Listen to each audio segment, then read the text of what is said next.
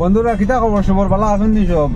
আরো দেখো আজকে আমরা লুংলে আর ডিমাগের রোড আসলাম, কেন তো অবস্থা নাই, এটা মাতিলাম নাই। ও দেখাই আপনার রোড, ও দেখো কবা দেখো মেঘ দিছে তো, এটা কি হালত হয়েছে রে। আস্তে যাও আস্তে আস্তে যাও আস্তে যাও, মানে ডেলি বুগি গাড়ি দেখতে পারেনি কি অবস্থা হয়েছে।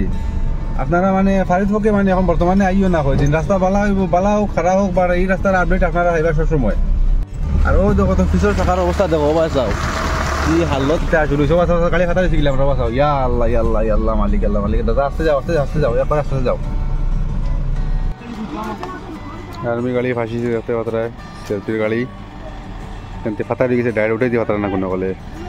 কি অবস্থা রোডের অবস্থা দেখায়নি, ও দেখতে পাত্রা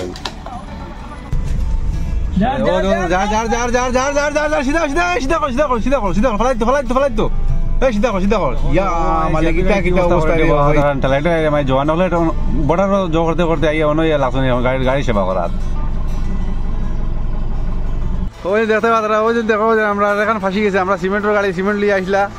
আর আপনারা দেখতে পাত্রা ও দেখো নিচ দিকে ও আছে পুরা একদম ফাঁসি গেছে, লাইন আউটে গেছি পুরা একবারে। কিতা খবর সবর ভাই যাও? এগু রোড কোন রোড? এগু ডিমাগিরি টু লুংলেই।